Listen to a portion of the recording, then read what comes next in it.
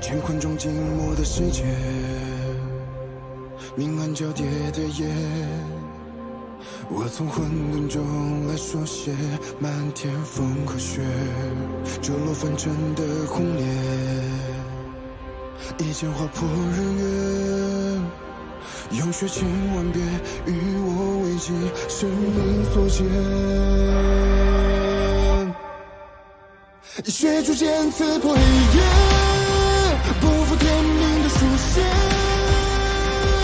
越过的热烈，劈开日月，不畏风雪，复习天下的真烈，为战胜不顾一切，这一场轮回下，难见着一世花和别。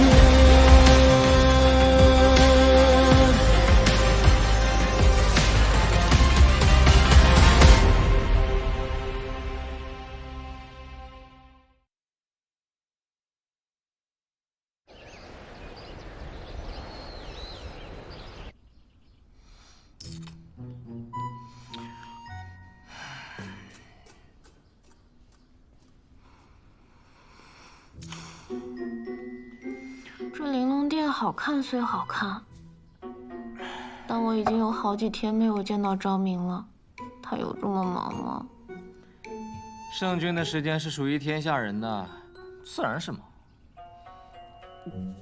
你不是说你是圣君最离不开的人吗？你怎么这么闲啊？我可是身负重任。什么重任？重任是不能随便说出来的，你懂不懂？哎，若你无聊，我倒有个法子让你解闷儿。又有什么新鲜玩意吗？摇头下注，玩的就是刺激。哎，规则很简单。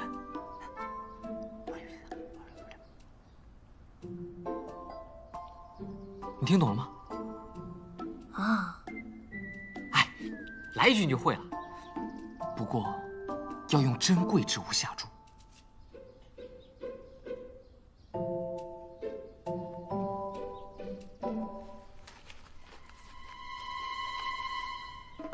这是我最珍贵的东西了，昨日的桃花酥，我到现在都舍不得吃呢。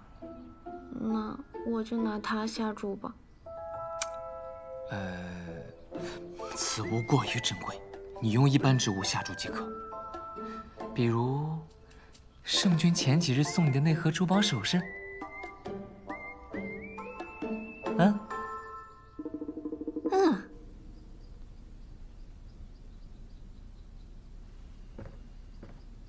圣君，您几日没合眼了，要不先去休息？无妨。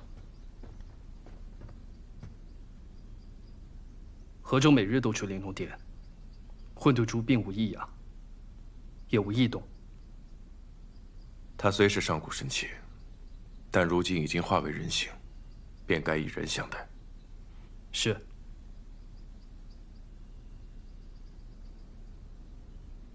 阿朱单纯，河州赤诚，他俩倒是适合做玩伴。来，小赌怡情，鸭大开大，鸭小开小。小肯定是小，快开！3、2、1，开！哈哈，你鸭小，蛋开大，这几只珠钗是我的啦！怎么样，还玩吗？再来！就喜欢你这爽快的性格，别灰心，再多玩几把，我好好教你。不如也教教我。圣君，昭明，阿朱，走。圣君怎么来了？你也不提醒我。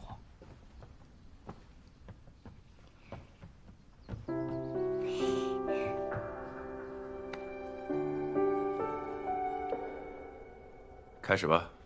圣君，这不太好吧？让你去你就去。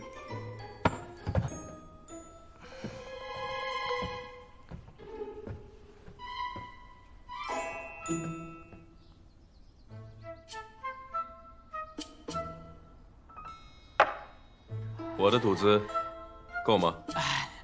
不要怪我一直不前，实在是圣君给的太多了。开始吧。啊！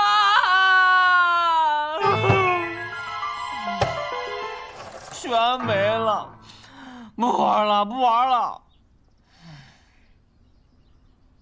阿朱，学会了吗？阿朱还未学会，我们继续。圣君，不带这么欺负人的，我都已经输得底朝天了。无妨，下个月的俸禄可提前垫做赌子。你不是说小赌怡情吗？我还想学。赌就是赌，大赌小赌都伤身。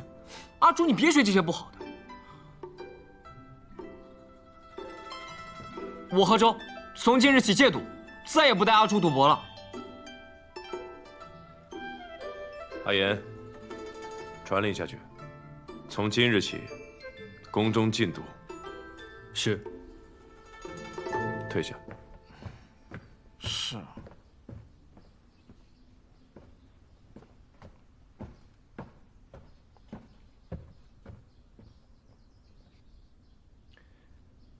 阿朱啊，这些彩头你可要收好了，可别再被何周诓骗了。不怪何周，这些日子其实一直都是他在陪着我。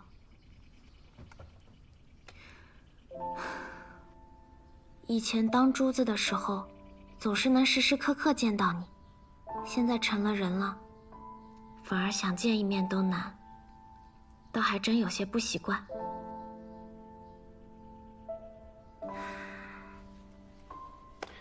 是我疏忽了。你刚化为人形，定有诸多的不适应。可若长期跟着何周厮混，只怕他会带歪你。我为你寻一位先生，让他教你读书写字，可好？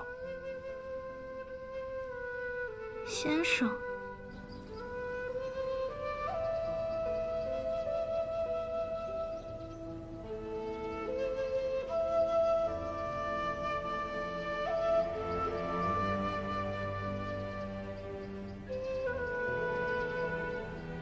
日月光华对于炼制灵丹固然有益，却周期绵长。近日发现这世间竟另有精华之气，可助灵丹快速炼成。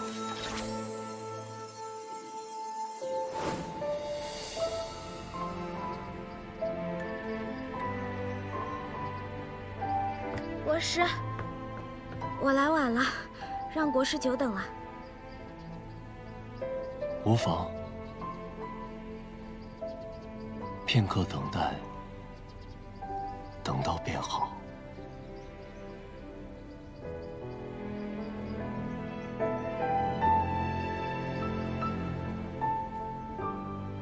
昭明说，国师是东泽学识最渊博之人，更是国师主动应下教导阿朱一事。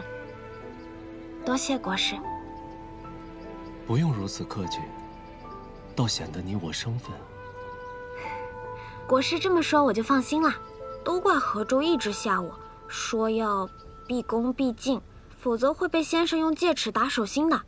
但我觉得，国师让我感到非常亲切。那个词怎么说的来着？一见如故。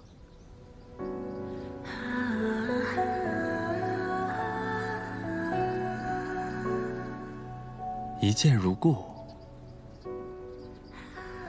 你可是想起了某个故人或故地？国师说笑了，我只是昭明的一颗珠子，怎么会有故人呢？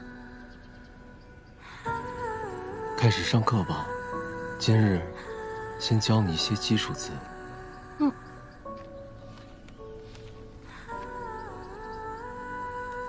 这个字念人，也是如今你的身份。人，这个字简单，好记。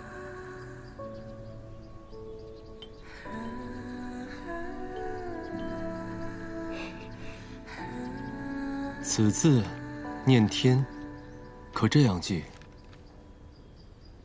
天比人多2横，一横高于人，一横困住人。天怎么如此蛮横霸道呢？这便是世间的秩序，天永高于人，人受制于天。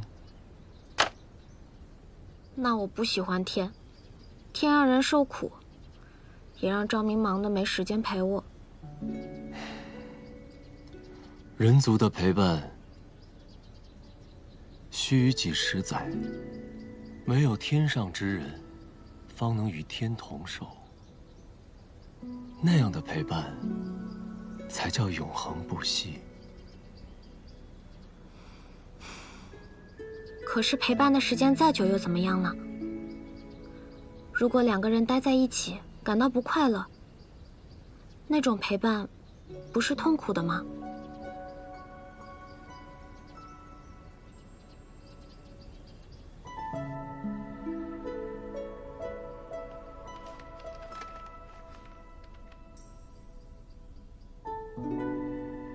国师，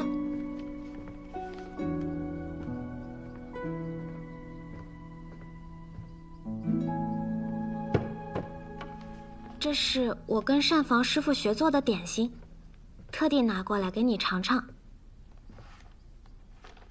国师今天为什么生气？是不是嫌我学字太慢，嫌我笨了？我并未生气，你心思玲珑，一点即通，又怎会愚笨呢？国师没有生气就好了。那你明天还会教我识字吗？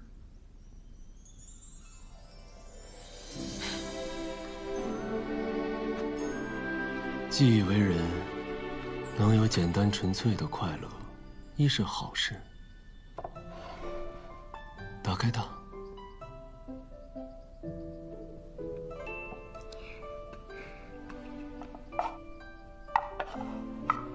这支玉笔送给你，天道控人，但人执笔，亦可书写自己的命运。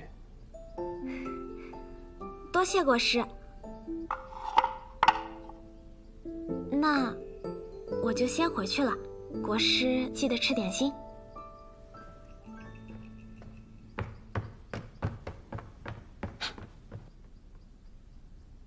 你找来这些东西做什么？世人为何会在不同场合用到花呢？婚丧嫁娶、祭拜神灵，看似不相及的事情，却通过同样的花来寄情。花，在你我眼中非黑即白，只是形态上有细微的差异；而在世人眼里，花与花却大有不同，缤纷色彩，各有寓意。每次从云海望向人界，见孩子们只要吃了它，就会喜笑颜开，一块糕点便能获得的快乐，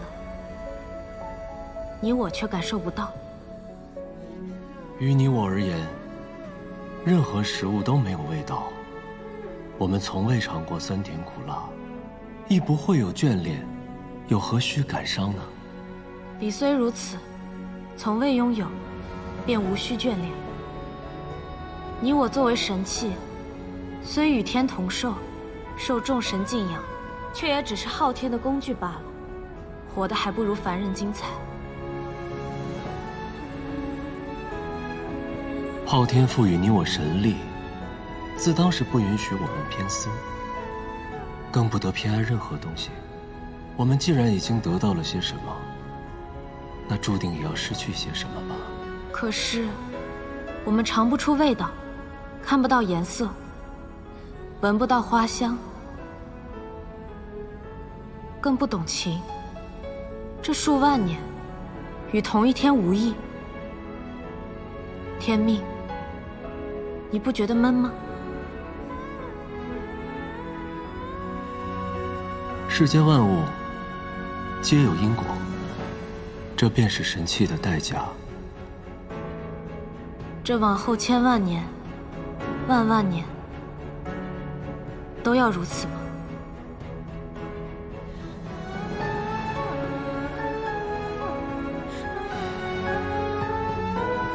定属如此。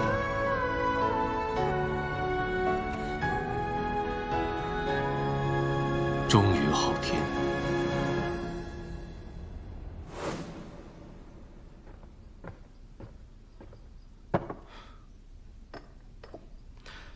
国师，方才在殿外，阿朱姑娘说这是她第一次做糕点，味道可好？很甜。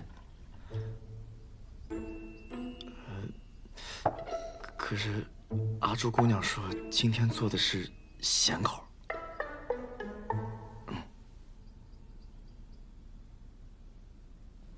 哦，是吗？这糕点的做法很特别，是从我故乡那边流传过来的。原来是故乡之物，难怪你如此留意。来，你也尝尝。谢谢国师。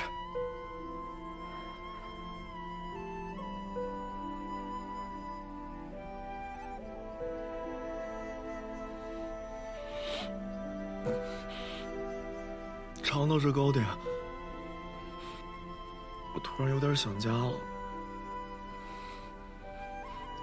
幸好宫中还有同乡之人，还可以相互作伴。子辰，我有个问题想请教你。不敢。国师大人，通天小地，子辰万不敢当请教二字，您问便是。若你有一个同乡之人，你本该带他回到故乡，可那里却充满束缚，满是凄冷，没有自由，没有快乐，甚至他还会面临随时被牺牲的命运。若是这样，你还会带他回故乡吗？故乡本来应该是幸福的呀。如果回去会变得不幸的话，那便不回去了呗。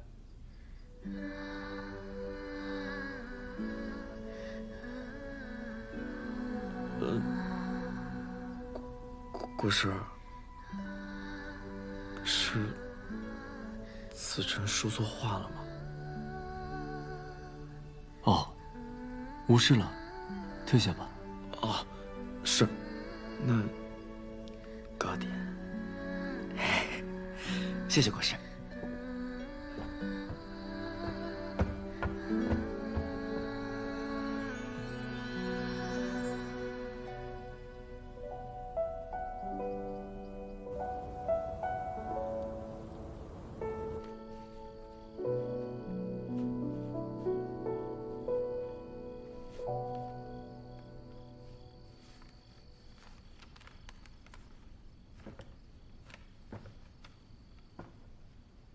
昭明，你来啦！几日不见，我来看看你的功课如何了。那我自然是很用功的。这是我新学的字，国师说左日右月，皆是光明。国师教导有方，但我的理解却不是这样，像太阳一样耀眼，像月亮一样温和。日月合起来，是昭明的明。你这解法倒也在理。那你看我的字写的怎么样？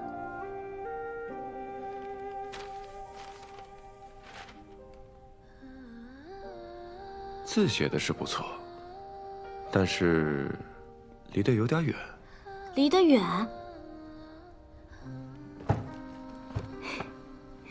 那近一点不就好啦？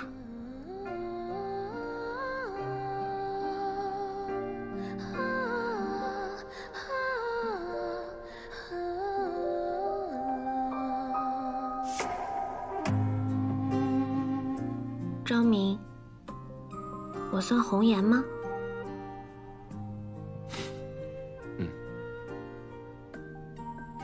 那我岂不是会薄命？我听人说红颜薄命，不会。阿朱会活得长长久久的，比我活得还要久。比你活得还要久？嗯。那有什么意思？我是昭明的珠子，自然要和你一直在一起，你在我才在，不是吗？不，阿朱不因昭明而生，你的意义也并非因为昭明而存在。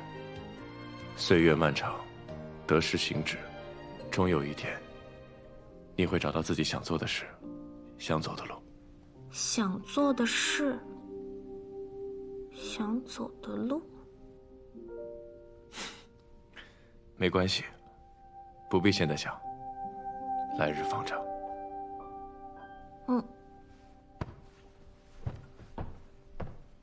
我虽然不知道自己想走的路是什么，但我知道你的。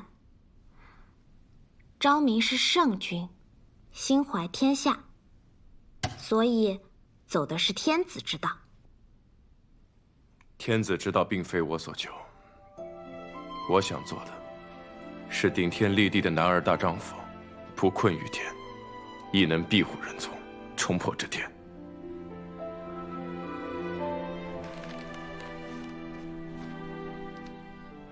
国师说，天比人多2横，牢牢困住了人。但在你的笔下，人竟能破天？事在人为。昭明，其实我不太理解，人究竟是什么？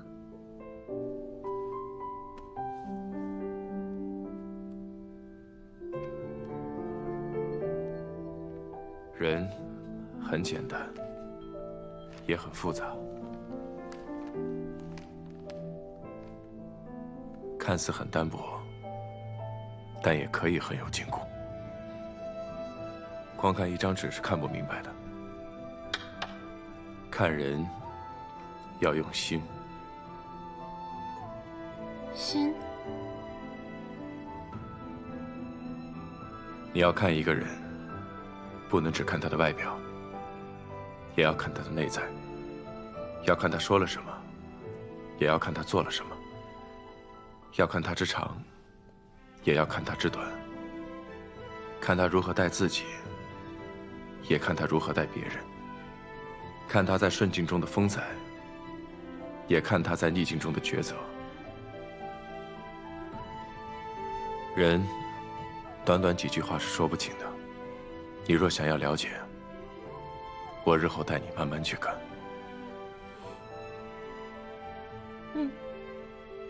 神皇，我们在人界追查多时，仍未找到神子。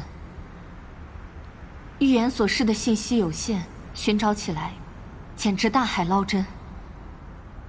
要我说呀，纵使预言为真，可难道我们诸神还斗不过一个神子吗？天命书指万物因果，习现预言必将成谶。办事不力，竟还诡辩。神皇息怒，我们此次游历各国，并非一无所获。哦，东泽为天下之首，各国与各部落均受其管辖。东泽国主昭明出类拔萃，卓而不凡。若能揽昭明为神皇所用，找神子一事大有裨益。关于神子的预言，我突然有一个推断：所谓神子诞，或许10年前天命书降下预言之时，便是这神子诞生之刻。不如从那年那刻出生的孩子中着手寻找。所言有理，你们继续下界寻找，再降一道神谕到东泽，让昭明献上童子。可是神皇，那年那刻降生的孩子那么多，若是分辨不出神子呢？那便都傻，一个不留。苍浩之年降生婴海，3000童子召为神士。国师，这是刚降下来的神谕。苍浩之年，那不就是10年前吗？那一年，天破了个大洞，人族危在旦夕，老国君也是死于那场浩劫。国师，现在该怎么做？身为国师，接到神谕，自当禀明圣君。如何决断，那便是圣君之事了。荒唐！神族如今连孩童都不放过，以神事为名，再逼人族行献祭之事，四行所谓神谕，便要夺走3000性命，有我昭明一日，绝不屈从神族。请国师将龟甲毁了吧。自今日起，东泽不接任何神谕。圣君，可想清楚了？神族不仁，变本加厉。如今，必须加快找到抗衡神族之法。人神实力悬殊，以人抗神，无异于以卵击石。但我却相信，人定胜天。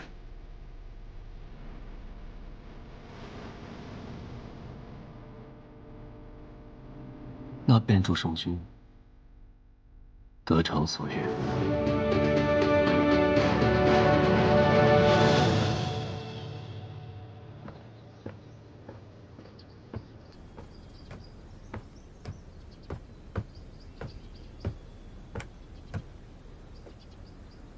干啥呢？臭合周，你又吓我！你这么快就帮我买到新的画本子啦？这可是我托了层层关系，费了9牛2虎之力才买来的孤本，所以嘛，是不是得再加些跑腿费啊？我看你这手串就不错。画本子的钱我早就给你了，你又想诓我？哎，谁让你学字学得那么快，还一天看3本？我这买卖可不得跑断腿吗？再说了，这次的画本子跟你之前看的神话故事都不同，这几本讲的是爱情。爱情？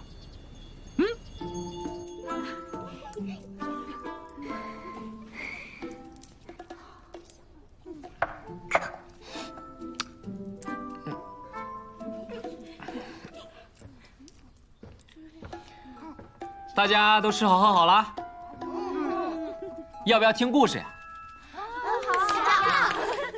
今天的故事呀，非常适合大家听，讲的是一个家徒四壁的渔女与落难民间的皇子相恋，最终成为皇妃的故事。接下来，就有请宫中博览群书、阅画本子无数的阿朱，来给大家讲这个故事。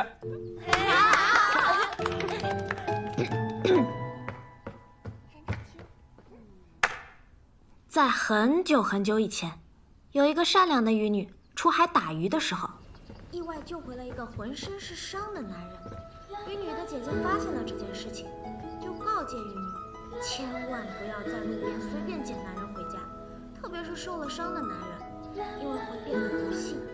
可渔女想了想，说：“这个男人不是路边捡的，是海底捞的。”阿朱总是充满了欢声笑语。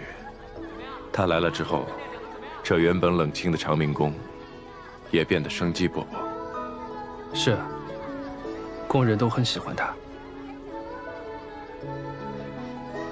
圣君可要进去看看。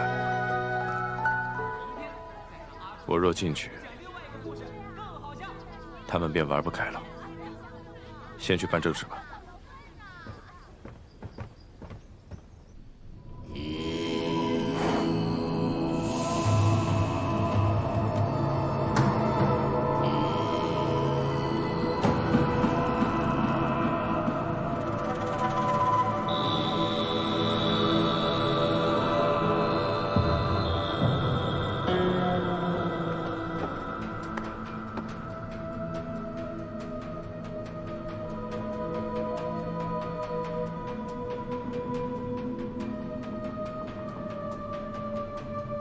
这些年来，我四处寻找，研究抗衡神族的办法。相传，唯有高于神族之物，方可压制神族。其一是上古神器天命书与混沌珠，其二便是天地初开之时，鸿蒙杀气幻化的君天剑。圣君照这地图，已亲自寻了3回，终点均是虚空之地，根本无剑。会不会是这地图有误？不，地图应是真的。我每次找到终点，都能感觉到强烈的剑气，或许只是方法不对，才让君天无法现身。阿言，你再去寻一些顶级的铸剑师，看看是否会有新的发现。是。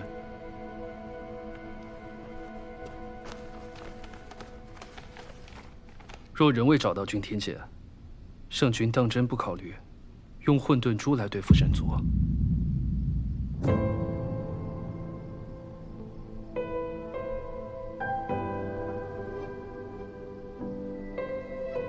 混沌珠曾以身补天，已然扛过天下之责。如今宝珠失灵，就让阿朱简单快乐的生活就好了。至于对抗神族，本就该是我的责任。况且，神族若下到人界，则神力受限，即使正面交锋，以我的人皇之力，亦能与之较量。可圣君已失去一道血魄，寻的也是耗损自身的法子。一道血魄而已，我还没那么虚荣。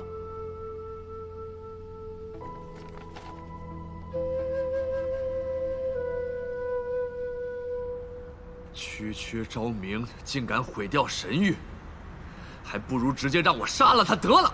若能直接处置，又何须等到现在？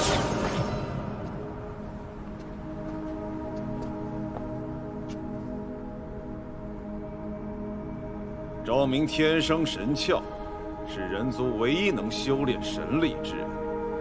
他乃天下共主，受人族拥戴，身上有斩不尽的人皇气运，根本就无法直接将他杀死。况且天道有序，你们若在人界施展神力，功力将大幅削弱。凡人皆有贪嗔痴怨，昭明必有弱点。昭明的弱点并非在自身，而在于天下安泰。他不接神谕，难道其他各国也敢不遵神谕吗？倒不如用一招敲山震虎，将人界的水搅浑。天下动荡，我倒要看看这昭明还如何独善其身。不错，你我皆为心域之神，最擅长操控人心。若在各国降下神谕，引诱他们争夺资源，战事必起，蝼蚁众生都将死于战时。昭明岂敢不从？那便立刻去做。我要看到昭明气短，人皇臣服。半月之间，各国竟同时开战，此事必有蹊跷。是，连向来未战的西邻国，不知为何也暴乱丛生。眼下东泽边境情况如何？圣君下令后，边境将士已提高警惕，只是大量流民逃来东泽，压力大了许多。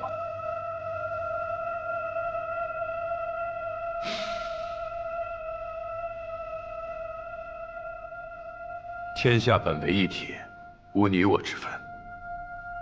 贺州，传令下去，好生关照这些流民。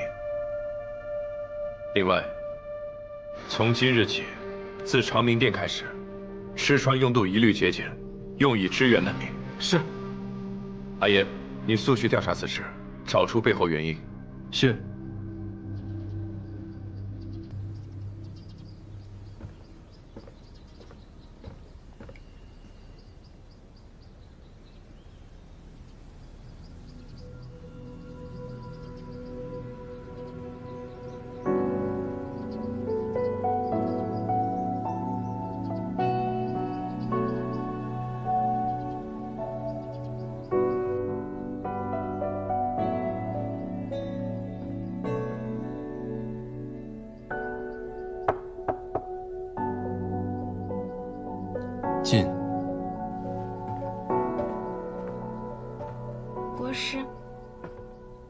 你怎么来了？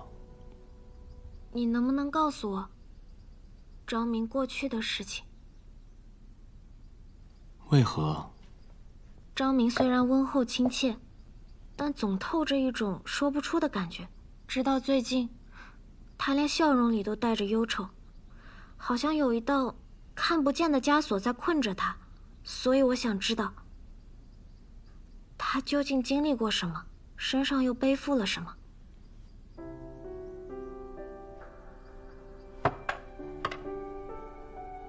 里面记载了东泽本朝的故事，也是昭明的传记。10年前，东泽老国君死于天劫，昭明尚少年，便担负起了整个天下的重责。他天生神窍，骁勇善战，还未及冠，便率军出征，平定各国来犯，稳定东泽。昭明勤政为民，深受臣民爱戴，天下归心，世人奉他为圣君。人族受神族所控，昭明便立下誓言，舍生忘死，亦要护世人无虞。原来困住昭明的不是一道枷锁，而是天下所有人。每个人都叫他圣君，但这一声声尊称背后，是对他的敬仰和依靠。大家都依靠他，但他又能依靠谁呢？他一定很累吧。相比圣君，我更想一直叫他昭明，那个属于他自己的昭明。每个人都应该为自己的决定付出代价，这是他主动选择的命运。命运？今日便教你昭字。昭，左边为日，如日中天，照拂众生；上面为刀，下面为口，实乃刀口舔血，向死而生。国师的意思是，昭明会死吗？圣君天生神窍，自当与天地同起，又怎会死呢？今日是我多言了。命运玄妙，并非你我看得破的。吓我一跳。昭明没事就好。国师博学，常说一些深奥的我听不懂的话。那阿朱还有一个深奥的问题，想要问国师。你说。什么事情？话本里，樵夫和神女相爱，即使变成石头，永不能相守，也无怨无悔。阿朱想知道究竟什么是情，情是欲念还是动力？你说，究竟什么是情？为何世人有情，便能活得熙熙攘攘，热气腾腾？若是我们也能拥有情，是不是神坛就不会这么冷清了？你我本为神器，理应遵循昊天。问情的过程，便是消亡的过程。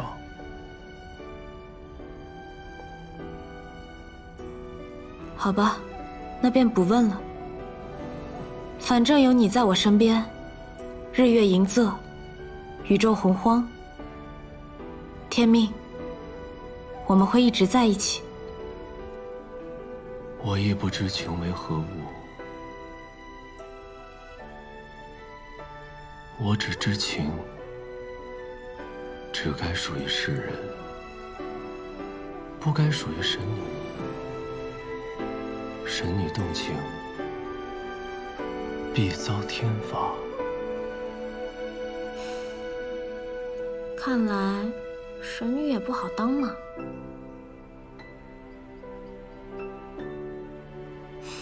那或许你也是从天上掉下来的神仙珠子呢？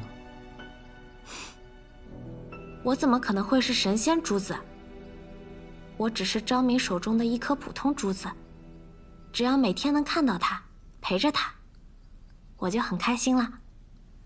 可你是珠子，他是人，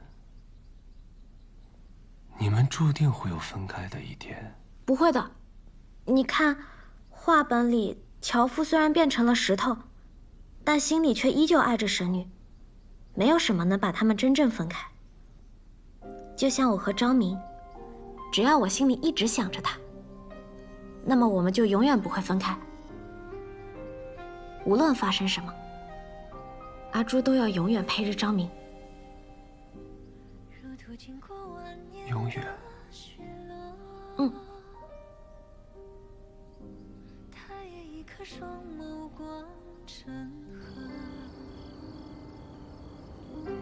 说来仿若前尘曾爱过，若不然怎认得彼此眼波？苍野满阁凭烛观月色，愿今生盼得与你成说。你桃花年转过，如暖风挽尽了阡陌，情丝朵朵，千山经过，我心默默。紧随我跃进世间的花火。这里夜夜灯火通明，这个事似乎没有处理完的那一天。难得入眠，却又梦魇。昭明，这便是你的圣君之道吗？一夜好眠，都是奢望。苍野满阁秉烛观月色，愿今生盼得与你成说。你桃花年转过，如暖风挽尽了阡陌，情丝朵朵，千山经过，我心默默。紧随我跃进世间的花火。我心田因你仿若桃花千朵。你经过山长水阔，人谈相思若。只因情相握，只因你如昨，芳华灼灼。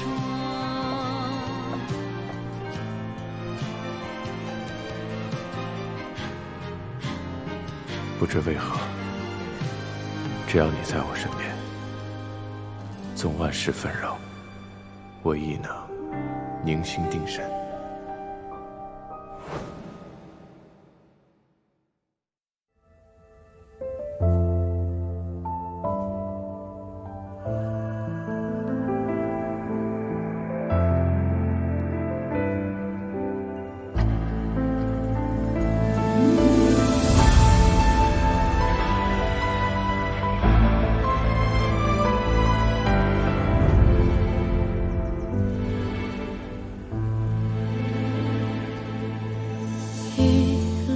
之间找寻你的脸，若心中的泪无人发现，可否还不知疲倦？因心有所念，痴情人眸必问长路多远？为爱身披风雪，说